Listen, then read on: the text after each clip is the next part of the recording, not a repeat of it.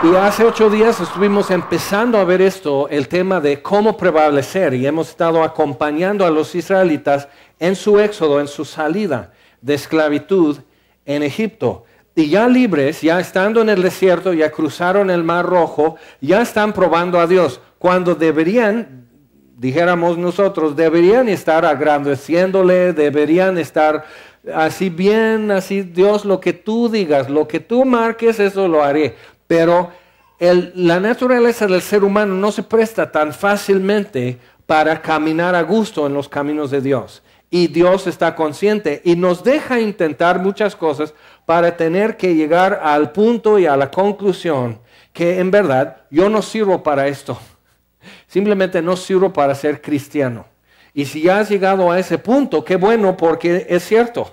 Entonces vamos a ver en versículo 11 aquí, Éxodo 17, 11, y volver a ver eso, pero viendo la perspectiva que tuvo Moisés, estaba en un lugar alto, estaba en el monte, viendo abajo el valle donde se armó la batalla. Y esa perspectiva divina, la perspectiva de Dios es primordial. Y muchas veces nos estamos encontrando en situaciones que están muy apretadas, muy reducido el espacio, muy oscuro el lugar y muy poca la posibilidad de poder prevalecer. Y cuando eso pasa, necesitamos la perspectiva de Dios para nuestro entorno y nuestra situación. Entonces, aquí eso es lo que Moisés situó. Pero si te acuerdas, aparte del pero Dios, que cambia todo, que es una bisagra para abrir la puerta al perdón y a la aceptación ante Dios y todo eso, pero Dios, o sea, todo eso es muy cierto, pero Dios hizo algo y también es muy cierto y cambió radicalmente nuestra condición ante Él, nuestra naturaleza es nueva ante Él en Cristo y cambió hasta nuestra posición para regalarnos la perspectiva que Él tiene, sentados en Cristo Jesús, en lugares celestiales. Y desde ahí las cosas se ven muy diferentes. Pero te acuerdas que vimos acerca de María Magdalena. Otra vez la perspectiva, cómo cambió su perspectiva de estar viendo la tumba vacía y pensando qué loco, qué malvado, quitó el cadáver, quitó el cuerpo de Jesús del sepulcro. ¿Quién hizo eso y por qué? Y ve a Jesús, pero piensa que es el hortelano, porque ella ya tenía su interpretación y su conclusión hecha de antemano acerca de ese día, cómo era y qué es lo que significa todo lo que estoy viendo. Entonces piensa que es el hortelano, dice, si tú lo has llevado, dime dónde, yo voy, yo me lo llevo a otro lugar. Y Jesús dice su nombre, María. Y se voltea y ya lo reconoce. Y a partir de eso, una mujer que Jesús expulsó de ella 7 demonios. Entonces imagínate lo que era escuchar lo frío y lo oscuro de las noches de este viernes que Jesús fue crucificado y murió. La noche del viernes, la noche del sábado. Y en la madrugada, cuando aún está oscuro, viene al sepulcro. Pero Jesús está muerto. Se acabó todo. Y voy a estar aquí, voy a hacer lo que vamos a terminar con otras mujeres, su sepultura, su sepelio va a quedar completo, pero realmente se acabó. Y regreso a mi casa en la noche oscura y el viento por las rendijas de la puerta, recordándome que una vez fui esclava y ya vienen por mí. Y Jesús simplemente dice su nombre, se da cuenta que Jesús ha resucitado y todo cambia. Y necesitamos llegar a ese punto, a esa conclusión y darnos cuenta, ya tengo otra perspectiva, otra pauta, otra melodía. Estoy en nuevos acordes, estoy oyendo nuevas armonías, es una orquesta totalmente distinta. Ya cambió todo, para siempre. Y otra perspectiva sería la de Lázaro, que estuvo muerto. Y él está envuelto en tela en el sepulcro y acostado en probablemente un piso o una mesa de piedra dentro del sepulcro. Y ahí está, quizás en el piso, pero ahí los envolvían, ahí los dejaban y cerraron igual el sepulcro de Lázaro. Y dice Jesús, quiten la piedra. Lo hacen. Y entonces ya están, no, igual, ya tienen hecha la idea de lo que es y lo que va a suceder y lo que puede suceder y lo que debo de pensar. Entonces Y Jesús dice, no, pues quítenla. La quitan y él dice, Lázaro, ven fuera. Y Lázaro, muerto, él no pudo moverse porque estaba muerto. Pero revivido por Jesús, porque oye su nombre, ya puede moverse, y es hasta cómico. Y muchos de nosotros, nuestra forma de llegar a Cristo fue entre triste, trágico y cómico. Y hasta humor un poco negro. ¿Por qué? Porque Lázaro está envuelto en tela, entonces ¿cómo sale de la tumba? O sea, nadie se metió, él sale obedeciendo la voz de Jesús. Entonces él tiene que salir así. Está envuelto en tela, es como un niño en su chiquihuite, o sea, no puede moverse, nomás ahí va a donde lo llevan, porque es un muerto. Y Jesús lo revive y puede salir y luego le dice, quiten el ropaje, quiten todo eso, suéltenlo ya. Y nosotros ahora en Cristo estamos en un proceso de que nos están quitando el ropaje de la muerte, que huele a muerte, que huele a sepulcro, porque él ya era de 4 días. Imagínate, despiertas de estar muerto y donde tú has estado envuelto, esa tela tiene el olor de tu propia descomposición, del líquido que sale de la nariz y todo eso en un cadáver. ¡Qué feo! Y él despierta con eso. Y todavía muchos de nosotros estamos en ese proceso que olemos mal.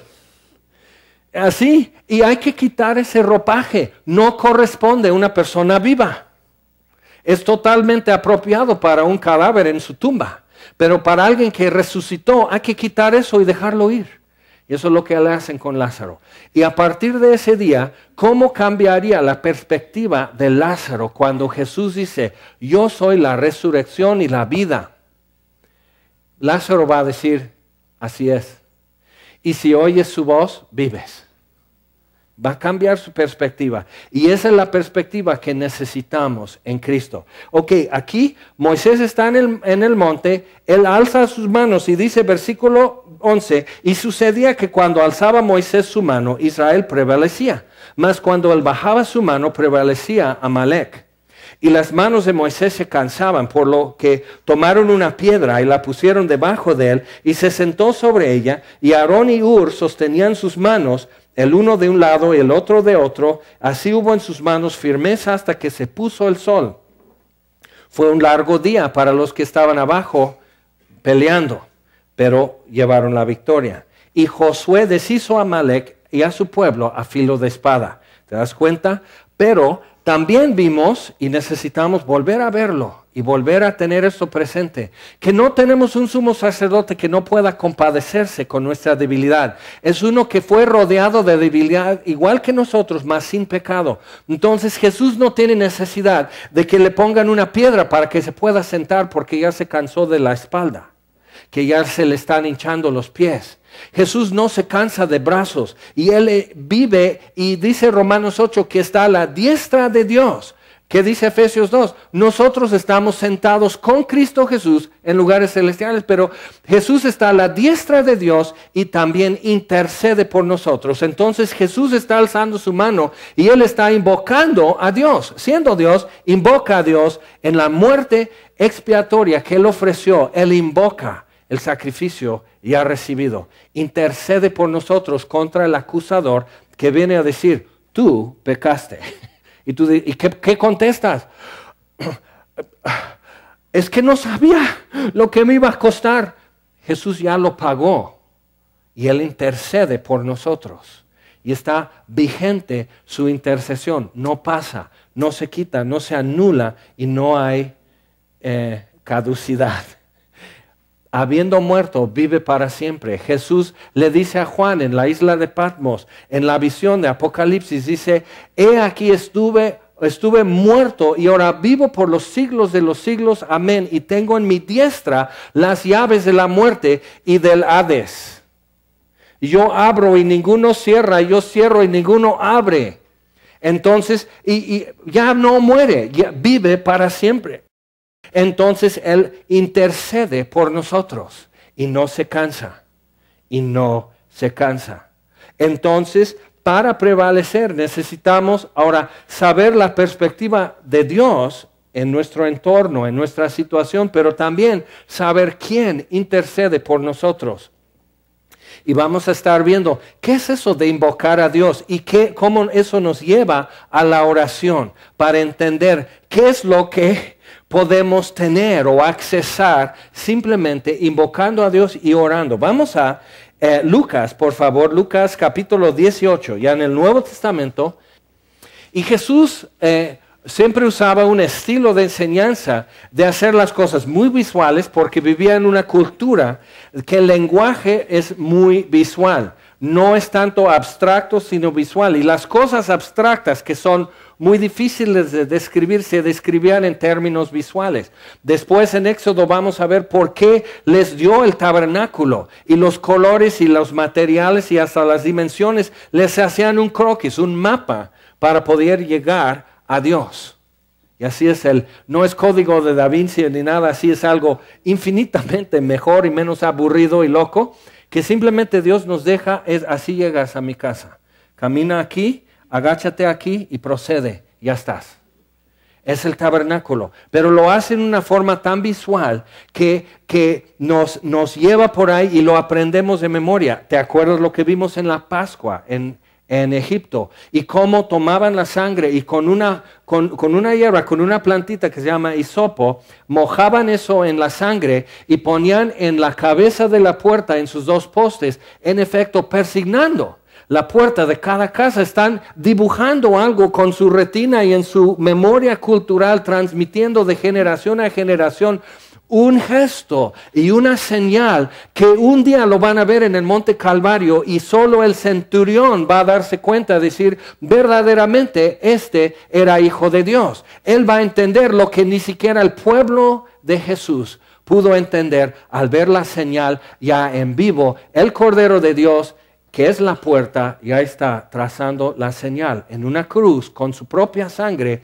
Por aquí entras y no te sigue la muerte aquí adentro.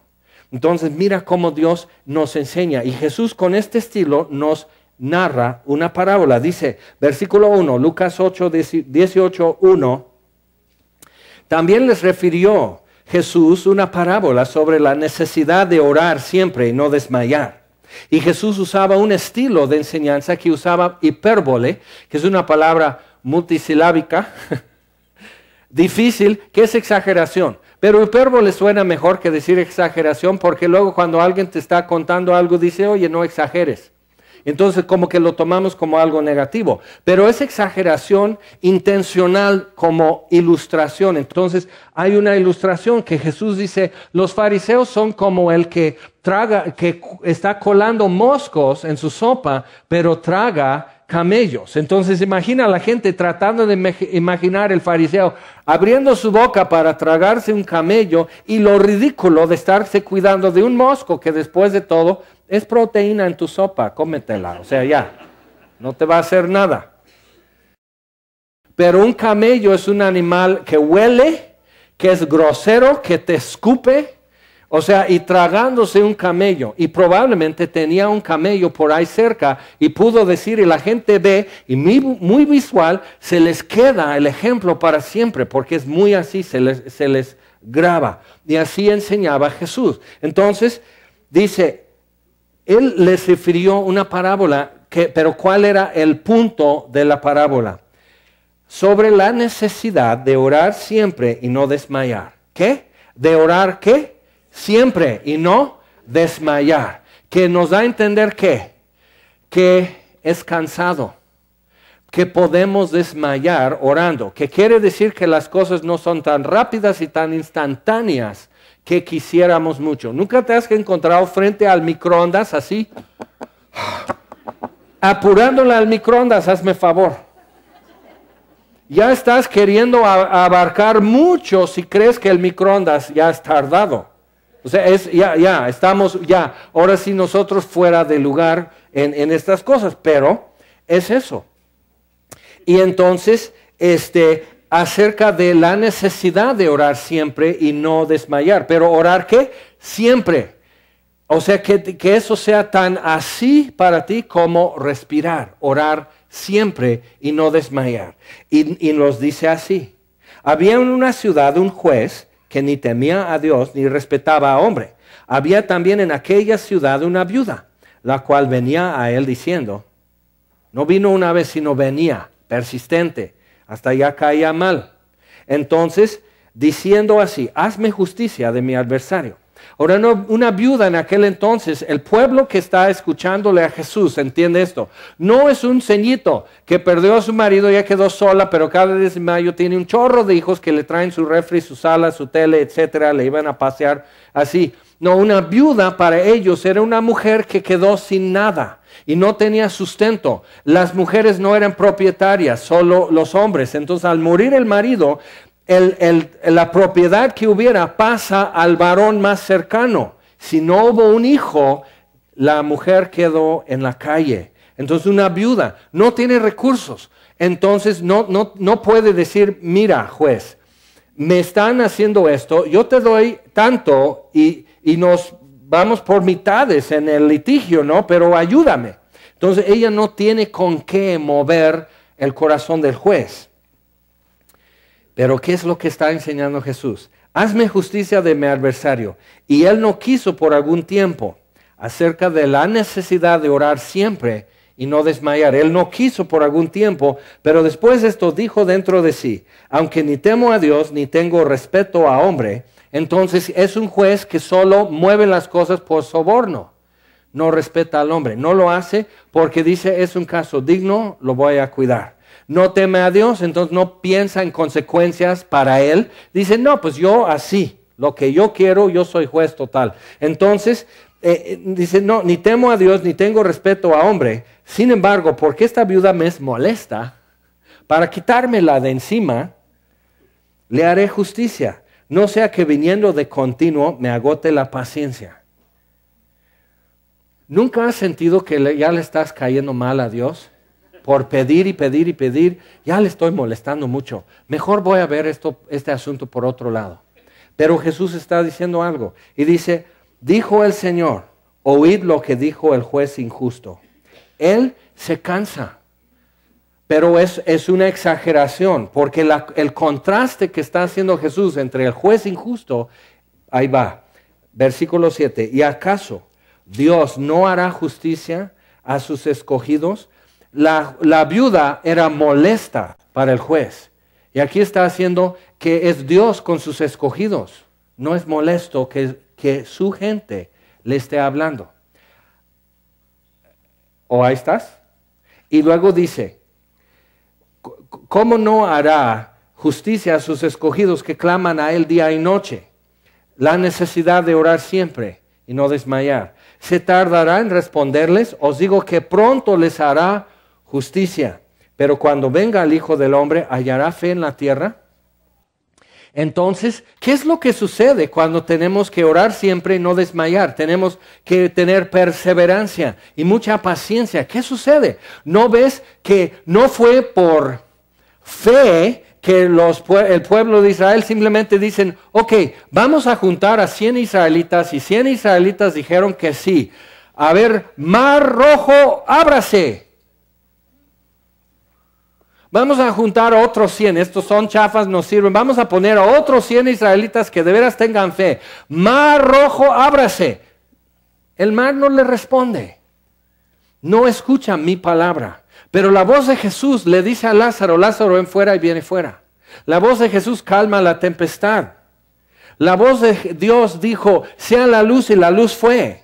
Entonces obviamente tenemos que dejar que el otro hable. Y nosotros decimos, yo también, a ver, déjame intentar. Y sacamos el fuá y no sucede nada.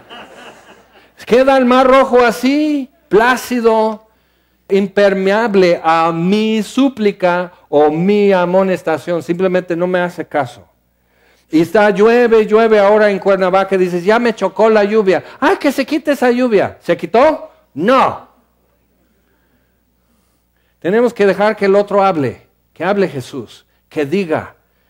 Ok, entonces, ¿se tardará en responderles? En 1990 hubo una gran persecución en el Ajusco.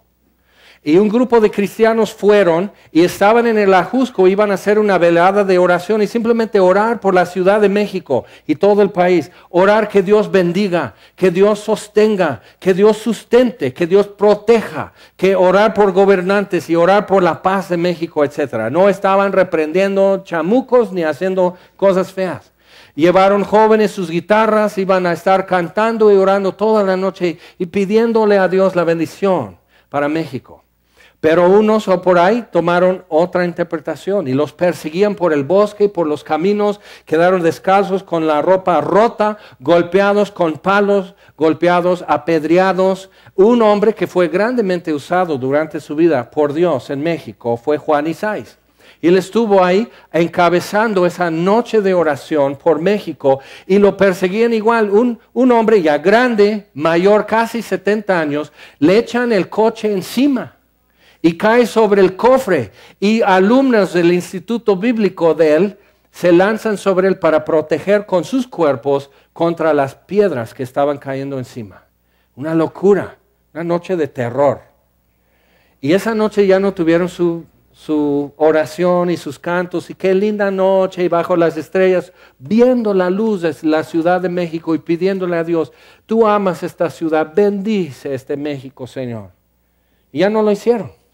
Pero 2 años después fue cambiada la Constitución y se abrieron accesos a televisión y radio y vía pública para la predicación del Evangelio y poder llevar la palabra de Dios en muchos lugares donde era muy difícil llegar con la gente, y abriendo accesos y dignificando el culto público y la palabra de Dios en México. Entonces ellos no pudieron hacer nada, pero muchas veces la postura de fe, la postura de oración que persevera es estar junto a una montaña diciendo, ¡ah! Hay que quitar esa montaña, ¡ah! A ver, tú empuja mi espalda, yo voy empujando. Bueno, no tanto porque ya me aplastaste. Y ahí estamos, ¡ah! Y no pasa nada, y pueden pasar años así. Pero mientras toda tu musculatura abdominal, de tu espalda, de tus piernas, de tus pies, hasta de tus orejas están saliendo músculos porque estás durante años perseverando, orando siempre y sin desmayar.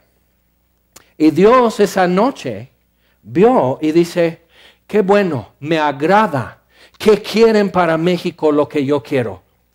Y quita la montaña, quita lo que estorba. Pero mientras un pueblo se estaba haciendo paciente y fuerte y estaba afinando y purificando su deseo de manera que quieren lo que Dios mismo quiere.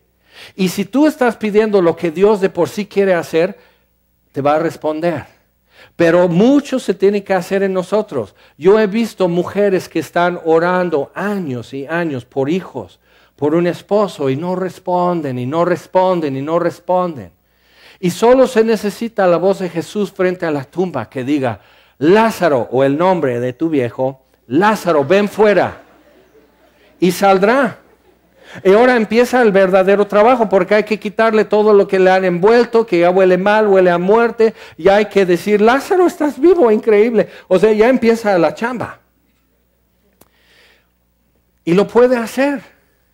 Y podemos decir, como Marta, no, ya es de 4 días. Ay, déjalo.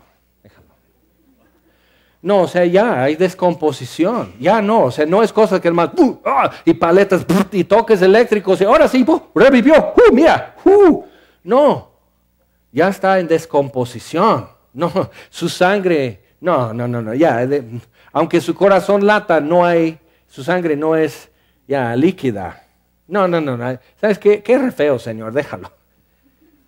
Y él dice, ¿no te he visto que si crees, verás la gloria de Dios?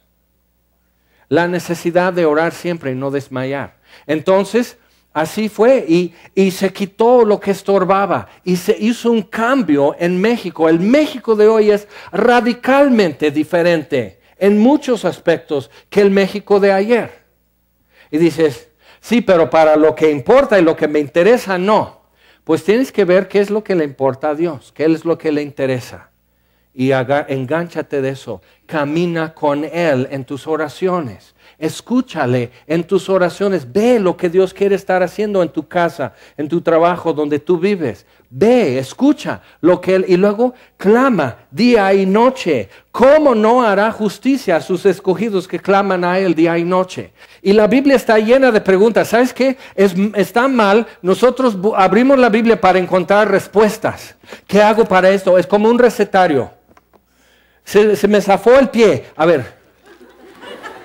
Tengo alergias. Me salió una roncha en la espalda. Buscando respuestas. La Biblia hace preguntas. Y luego y te deja así. Y Dios dice, ok, ahí te va la respuesta. Lee la Biblia así y te vas a dar cuenta que Dios te está preguntando a ti cosas. Entonces Dios le pone a Ezequiel en el valle y ve los huesos, pero dice secos en gran manera. O sea, ya servían mejor para armar marimbas. Así. Y dice, hijo de hombre, ¿vivirán estos huesos? O sea, peor que el caso de Lázaro, que estaba en descomposición. Estos huesos, ya no se sabe si este hueso iba con él, o sea, ¿cuál es el compañero? ¿Cómo armamos todo esto? Y dice, tú habla a los cuatro vientos. Y viene el Espíritu de Dios, viene y se arman los huesos, se ponen de pie un ejército y se cubre de carne. Y dice, pero todavía no tienen vida en ellos. Habla otra vez al Espíritu, dice, y el Espíritu entra en ellos y era un ejército grande. Este México que tú amas, donde tú vives,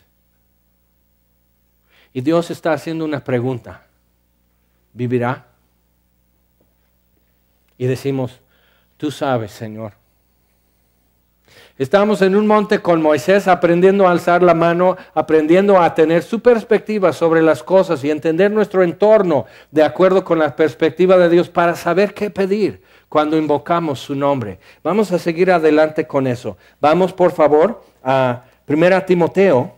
Y aquí Pablo está escribiéndole a Timoteo que le dejó con un encargo, le envió a Éfeso a poner en orden y dar estructura a una iglesia que se estaba haciendo numerosa y estaba impactando la ciudad. Pero había mucho que colocar bien y alinear bien y poder enseñar a la gente, porque como nosotros no sabían nada. No sabían, eran efesios, no eran judíos, eran gente de Medio Oriente, pero no judíos, no sabían ni siquiera como tú. Y ¿cuál de Timoteo? Primero.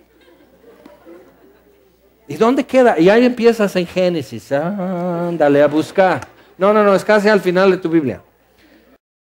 Y están enseñando los caminos de Dios a gente que no sabe nada. Y trastornaron el mundo. Entonces, capítulo 2, 1 Timoteo 2, exhorto ante todo a que se hagan rogativas, oraciones, peticiones y acciones de gracias por todos los hombres. Eso es por todos en general, dice. Y luego, por los reyes y por todos los que están en eminencia. ¿Cuántas veces esta semana has orado por el presidente de México? ¿Quejado? Eso cualquiera lo hace. Presenta tu queja, cualquiera lo hace. Sugerencias, cualquiera lo hace. ¿Quién ha levantado a un hombre ante Dios y dicho, Señor, llévalo en tu voluntad, bendícelo, infórmalo de tus propósitos, guíalo? ¿Cuántos lo han hecho? ¿Cuántos han orado por el tránsito que nomás está así en el tráfico, y tú pasas y quizás le echas medio vaso de agua bendita por decir, ay, pues el tránsito, bendícelo, Señor, y ya? Pero ¿cuántos han dicho, Señor, cuídalo?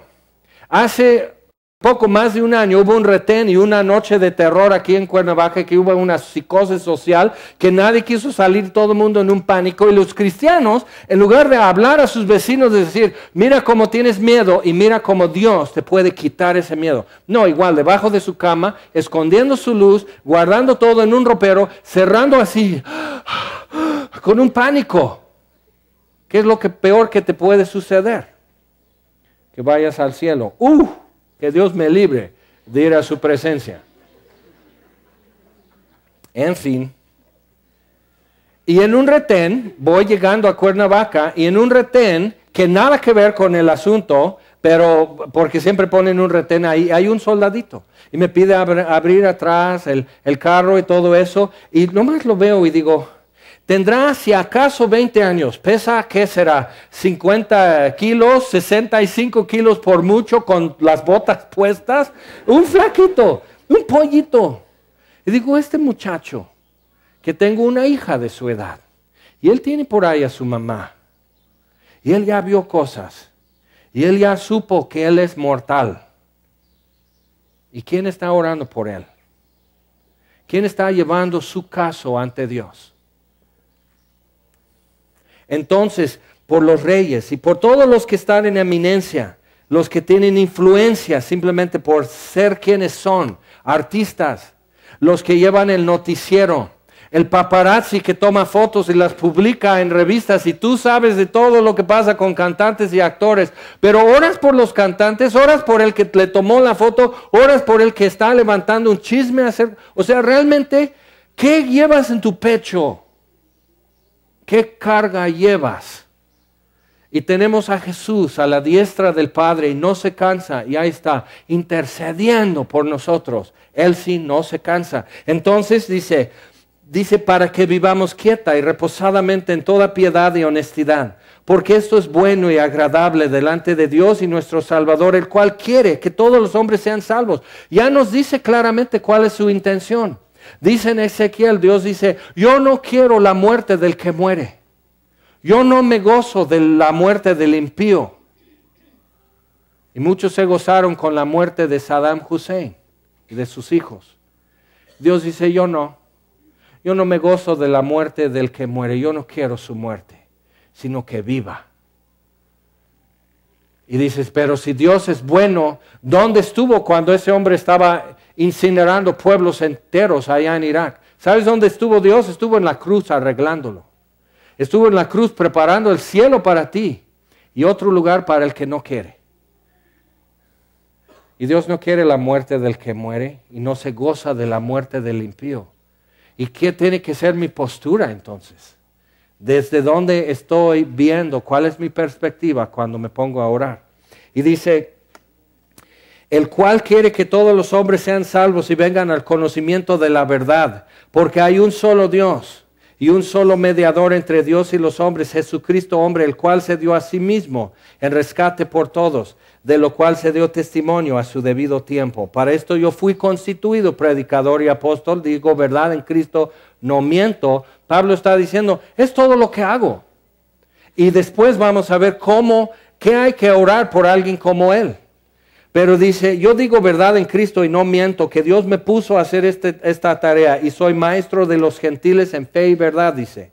Quiero pues, entonces en otras palabras ya nos va a decir en manzanitas y peritas, nos va a decir, ¿qué es esto que se hagan rogativas, oraciones, peticiones con acciones de gracias? ¿Cómo se ve? Se ve así, versículo 8, quiero pues que los hombres, y en el griego no es antropos, que es un humano, sino es la palabra que se traduce en otro lado, varón. Los machines, hijo, para que entiendas.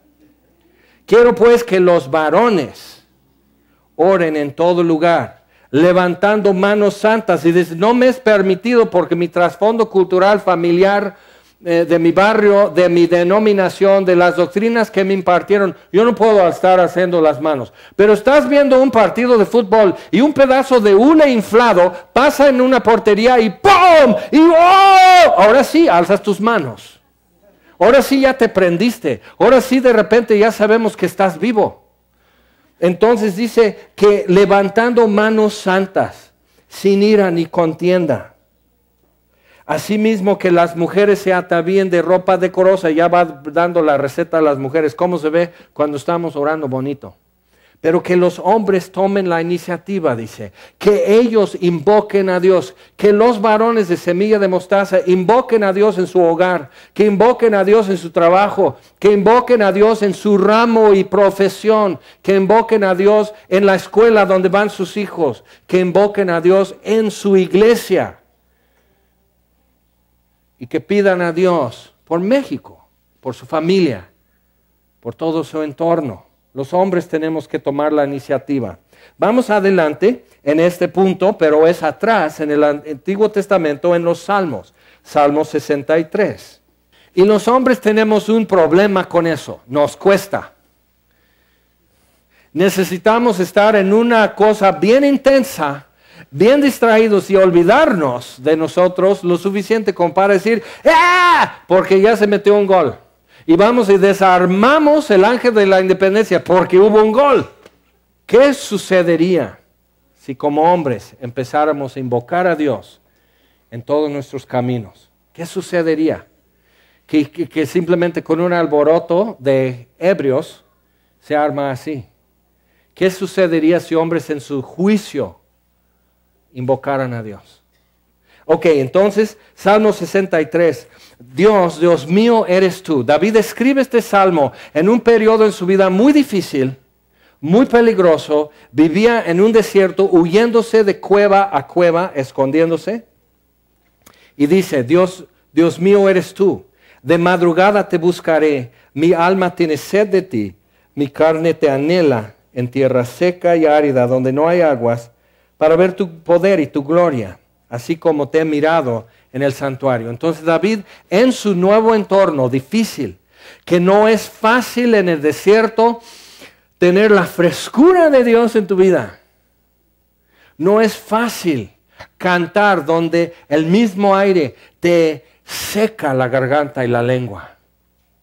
Pero en esa aridez, dice, sí, porque tú eres mejor que la vida en mi vida. Y entonces dice, yo, Dios, estoy transfiriendo la experiencia tan hermosa, espiritual, religiosa que tuve en un entorno bien bonito, que todo era fácil, estando en Semilla y las letras en la pantalla y música y todos alrededor. Ya no hay nadie del TEC de Monterrey que se va a reír de ti mañana en clase, que yo te vi en Semilla alzando las manos. ¡Qué fresa! Nadie te vio, estás en la multitud. Entonces dices, bueno, voy a alzar las manos. El verbo alzar las manos, que vamos a ver, dice, porque mejor es tu misericordia que la vida. Y la vida aquí es en plural en hebreo. Está diciendo que tu misericordia es mejor que las vidas. Quiere decir, aunque viviera varias vidas, tu misericordia no se agota ni en mi vida, ni en varias más. O sea, alcanza para mí y para todos tu misericordia. Porque tu misericordia es mejor que la vida, mis labios te alabarán. Así te bendeciré en mi vida. En tu nombre alzaré mis manos. Ok, eso de alzar las manos, qué interesante. Porque es, ¿cómo entiendes alzar las manos? Alzarlas, ok, bien, muy bien. Hasta ahí vamos bien, qué bueno, qué atentos. Y alabar, en la Biblia, en el Antiguo Testamento, la palabra mano es yad. Y el verbo alabar es yadá, que es tirar la mano. Entonces esto no es tirar la mano, es ser mezquino, nada más. Y además te ves raro. Es esto, es tirar la mano. ¡Ah! En tu nombre alzaré mis manos. Y dice, mis labios te alabarán. Hasta voy a tirar mis labios. Mis labios van a hacer lo que mis manos hacen, van a volar. Voy a decir tus alabanzas y una generación va a contar a otra tus obras, innumerables que son. Así es, voy a bendecirte. Dice, así te bendeciré en mi vida. En tu nombre alzaré mis manos sin ira ni contienda. Y es triste porque las mujeres, si tú quieres, arman chismes en la iglesia, pero los hombres arman controversias. Por eso dice, calcen manos sanas, santas, sin ira ni contienda. Ni rivalidad, contienda es rivalidad. Y diciendo, no, pero mi doctrina le pega a tu doctrina. Y ahí está cada quien con su Rottweiler doctrinal, echando los perros. ¿Qué es esto? Manos santas, sin ira ni contienda. El tiempo es corto, el día termina, la noche viene que nadie podrá trabajar. Y tenemos mucho que hacer. Y el Evangelio es suficiente controversia. No necesitamos discutir sobre otras cosas. Entonces, vamos a otro texto en la Biblia. Vamos al Salmo 134. Este salmo era uno de los que el mismo Jesús cantaría. ¿Te acuerdas cuando dice que fue con su familia a Jerusalén en una fiesta, que era una de las 3 fiestas solemnes que todo varón se tenía que presentar en Jerusalén. Y entonces tú ibas con tu familia, y si tus niños eran muy pequeños y largo el camino, se quedaban en casa y así, pero los hombres se tenían que presentar, y tenían que presentarse así ante Dios, y alabar, tirar su mano. Entonces, y estos cantos se llaman cánticos graduales, y es del Salmo 121 hasta el 134, y mientras iban subiendo, cuando primero podían ver a Jerusalén lejos, empezaban el primer salmo: alzaré mis ojos a los montes. ¿De dónde vendrá mi socorro? Mi socorro viene de Jehová, que hizo los cielos y la tierra. Alzaré mis ojos a los montes y veo Jerusalén en la distancia. Y van subiendo y subiendo. Me alegré con los que me decían: vamos a la casa de Jehová. Nuestros pies estuvieron en tus atrios, oh Jerusalén. Y van subiendo el camino a Jerusalén. Van pasando por la ciudad. Y tú oyes aquí una, y así según van acercándose, se oyen las voces juntándose. Salmo 133. Mirad cuán bueno, están ya entrando en los atrios del templo por todos sus portales alrededor. Mirad cuán bueno y delicioso es habitar los hermanos juntos en armonía. Y dice, es como el aceite, pero está hablando del aceite de unción. Cuando ungían al sumo sacerdote, escurría el aceite por todos sus vestidos. Y dice, es la presencia del Espíritu Santo con Jesucristo, el sumo sacerdote, entre nosotros. Qué visual. O sea, les está dibujando algo, y ellos están cantando eso, y están ya en el templo y ven el humo del sacrificio y escuchan el canto de los levitas y el Salmo 134, y al terminar el día se despiden de los atrios del templo diciendo esto. Y Jesús lo hacía. Y dice, mirad, bendecid a Jehová, vosotros todos los siervos de Jehová, los que en la casa de Jehová estáis por las noches. Alzad vuestras manos al santuario. Otra vez, tira tus manos y bendecid a Jehová. Desde Sión te bendiga Jehová, el cual ha hecho los cielos y la tierra.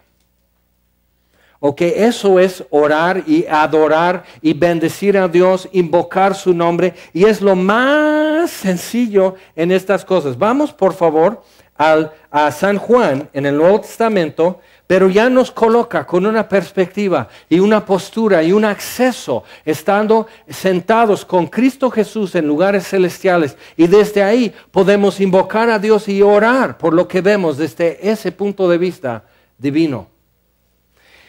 San Juan 14, y Jesús da una serie de promesas. En Juan capítulo 4, Jesús le dice a la samaritana, Dios es espíritu y está buscando quienes le adoren en espíritu y verdad. Entonces empieza toda la polémica y controversia que qué es adorar en espíritu. Entonces algunos se agarran así, eso es adorar en espíritu y hacer así, y otros es muy solemne, otros hasta en hebreo, y dices, qué flojera, que no pueden estar en paz. Entonces, pero adorar en espíritu y verdad, y Dios está buscando. El verbo es muy importante. ¿Qué es lo que Dios? Ahora nosotros decimos, yo sí. Entonces, pero ¿qué es lo que Dios? Y dice, Dios está buscando. ¿Por qué? ¿Por qué está buscando adoradores? ¿Por qué está buscando quienes le adoren? ¿Porque no será Dios hasta que le adoremos? No. Sino que yo no conoceré plenitud de gozo hasta que no adore a Dios. Hasta que no cumpla y realice por qué me hizo. Porque la adoración es la respuesta de todo mi ser a lo que Dios está mostrándome, lo que Él revela de sí mismo. Por eso es cuerpo, alma y espíritu. Alzaré mis manos, mis labios te bendecirán, cantaré con inteligencia, tocaré música, voy a batir las manos, pueblos todos. Y voy a recordar tus obras y prodigios, y voy a contar tus obras a otra generación. Todo eso es adoración, y mi cuerpo, alma y espíritu responde a Dios como Él me está mostrando quién es. Y vemos a Jesús crucificado por nosotros. Vemos a Jesús frente a su propia tumba, ya resucitado. Y tienes que decir, magnífico Dios. Dios viviente, Señor de señores, eres mi Dios y mi Salvador, y te adoro, mis labios te bendecirán y alzaré mis manos en tu nombre. ¿Por qué? Entonces es fácil, es natural. Y cuando veo a alguien así, digo, pobrecito, tenemos que orar, está ciego, no ve, no oye. Es un cristiano con autismo espiritual. No percibe, no reacciona. Y tenemos que orar unos por otros por eso. Versículo 12, Juan 14, 12. De cierto os digo, el que en mí cree, las obras que yo hago, él las hará también. Y empiezan más controversias diciendo, sí, entonces tú puedes hacer esto. No. ¿Sabes qué? Empieza creyendo en él y luego hablaremos más.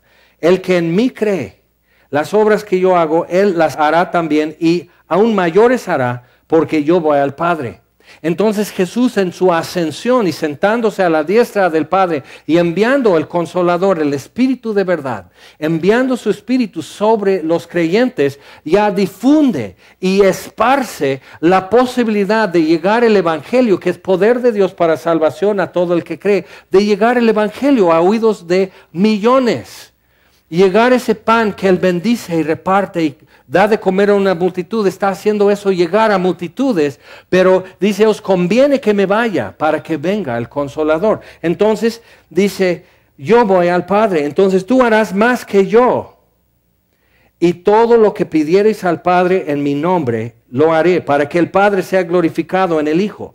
Si algo pidiereis en mi nombre, yo lo haré.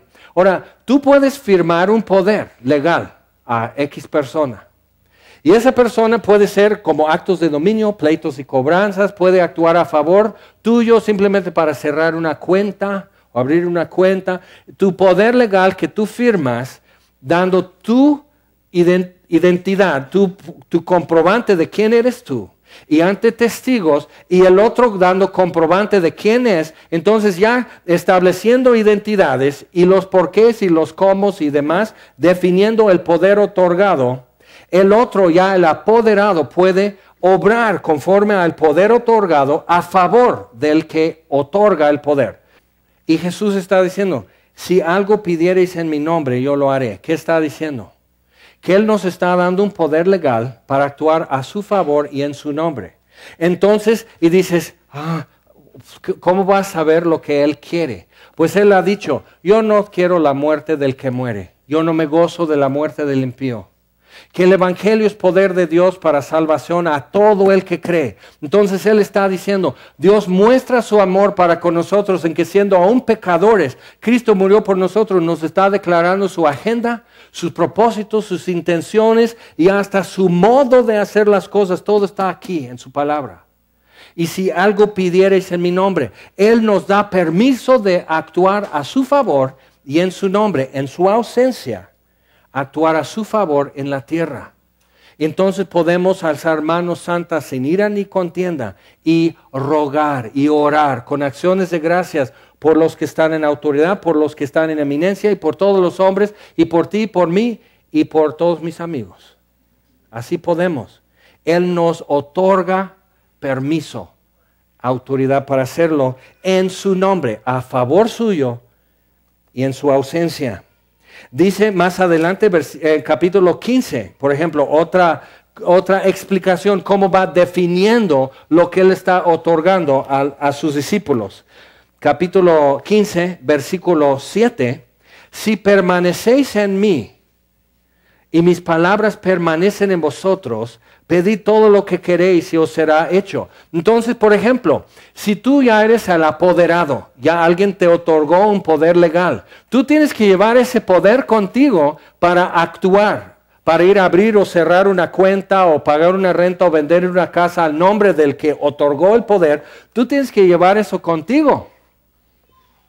¿Sí me explico? Porque eso es lo que establece que tú tienes permiso de actuar a favor del que está ausente. Entonces, si permanecéis en mí, o sea, tú tienes que seguir cuadrado con sus propósitos y sus intenciones. ¿Y cómo lo vas a saber si no estás constantemente verificando la voluntad de Dios y sus propósitos aquí en su palabra? Y dice, y mis palabras permanecen en vosotros. Otra vez, el poder otorgado especifica lo que puedo hacer. Y tengo que llevar esto a decir, mira, no es por mí, pero Jesucristo me ha enviado en su nombre a predicar el Evangelio. Entonces no es que yo tenga autoridad para decirte, si tú en verdad crees en Jesucristo, tus pecados te son perdonados. Yo no tengo autoridad, pero aquí está el documento que me otorga autoridad para decirte que tus pecados te son perdonados. Porque aquí el que está ausente dice que en estas condiciones, aquí que yo firmo de recibido, en su ausencia. Y te puedo decir que tus pecados te son perdonados. Y dices, pues tú, ok, mira, ya tienes un púlpito, ya lo puedes hacer tú. Lo hacemos cada vez que tomamos la cena del Señor. La cena del Señor nos convierte a todos en predicadores, porque cada vez que comemos este pan y bebemos esta copa, la muerte del Señor anunciamos hasta que Él venga. Ahí está el Evangelio. Cada vez que tomas esto y comes y bebes y das gracias por la muerte del Salvador, estás predicando el Evangelio. Sí lo puedes hacer. Este versículo 8, en esto es glorificado mi Padre, en que llevéis mucho fruto y seáis así mis discípulos. Otra vez, la intención de darnos acceso a rogar, orar, pedir, darle gracias, a interceder, alzar la mano, invocar a Dios en nuestro trabajo, en nuestra iglesia, en nuestro país. La razón, el objeto de eso es que el Padre sea glorificado en su Hijo. Entonces, en esto es glorificado mi Padre, en que llevéis mucho fruto y seáis así mis discípulos. ¿Por qué? Si permanecéis en mí y mis palabras permanecen en vosotros, pedid todo lo que queréis y os será hecho. Tienes poder amplio, siempre y cuando estás alineado con los propósitos y los fines del que nos otorga esa autoridad. Entonces, en su nombre sea. Vamos a hacerlo. El día se está terminando. Ese día con la batalla con los amalecitas, Éxodo 17. Pensabas que me olvidé, pero yo sé dónde empezamos, Éxodo 17. Y prevalecieron ese día, porque empezó Moisés con la perspectiva que Dios tiene desde arriba, viendo el asunto en su totalidad. Y empieza invocando a Dios. Y nosotros tenemos mejor sacerdote que no se cansa. Y está intercediendo a la diestra de Dios por nosotros siempre. Entonces, desde esa perspectiva, invoca a Dios. E Israel prevalece todo el día. Y se pone el sol y destruyeron al enemigo. Y el día es largo y nos cansamos. Tú tienes que tomar tu espada y meter esa espada en el corazón de un adversario. Todo el día hasta que se ponga el sol. Y hay alguien intercediendo para que puedas prevalecer. Entonces sí es cansado. No es nada más estar lejitos diciendo, tratando de espantar. Era cansado, era peligroso, pero prevalecieron. Entonces eso es lo que nos queda. Y hay mucho que hacer. El día es corto, se está terminando. La noche viene cuando nadie puede trabajar. Y tenemos que pedirle al Señor de la mies que envíe obreros. Hay mucho que hacer, hay mucho que hablar, hay mucho que enseñar, hay mucho que repartir a multitudes, hay mucho que hay que poner en otras manos para que tengan, para que se vistan, para que entiendan, para que lean. Hay mucho que hacer y no podemos prevalecer. Pero el que está con nosotros tiene la perspectiva. Y si me paro junto a Él y me doy cuenta que estuve muerto, me dio vida, me levantó, me sentó en lugares celestiales con Cristo Jesús y desde ahí solo tengo que permanecer. No tengo que volver a llegar a estar ahí cada día porque nunca pude llegar, me trajo.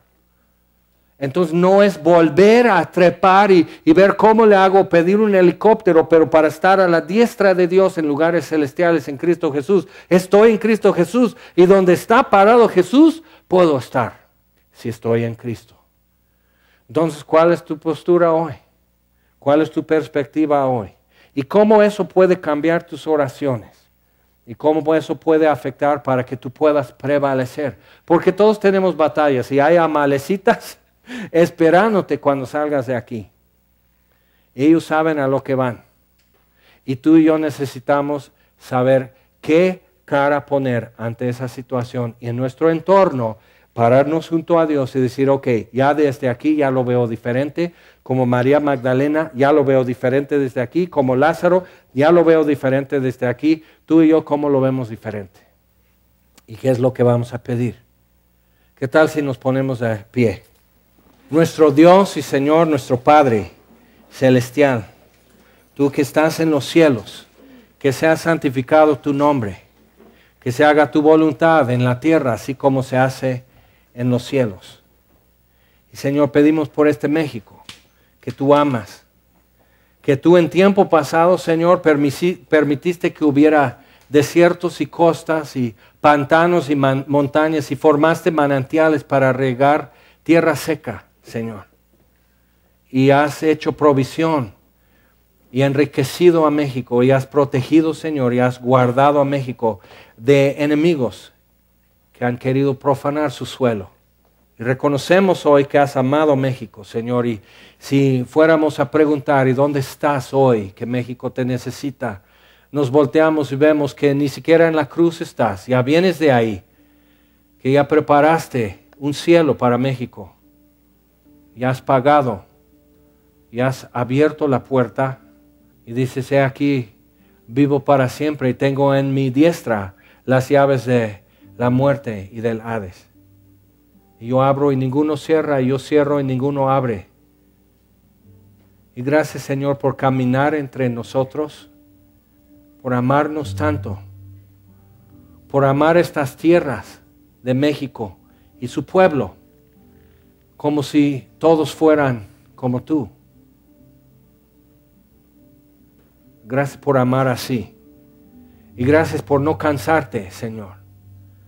Gracias por no voltear tu espalda hacia México. Y gracias, Señor, que estás contemplando este México que tú amas, buscando mostrar tu poder a favor de todo aquel cuyo corazón es perfecto para contigo. Entonces, Señor, alzamos nuestros ojos y alzamos nuestras manos, Señor, y te estamos pidiendo por México. Te estamos pidiendo, Señor, bendice este pueblo, Señor. Ve, mira, Dios, con tus ojos lo que está pasando. Mira la necesidad, Señor, y úsanos. Bendícenos de tal manera, Señor, que de nosotros puedan fluir ríos de agua de vida, Señor. Y bendice este México que amas, Señor, te lo pedimos. Y nos has convencido que tu amor es real, que tu amor llega al que es tu enemigo, porque Dios muestra su amor para con nosotros, en que siendo aún pecadores, Cristo murió por nosotros.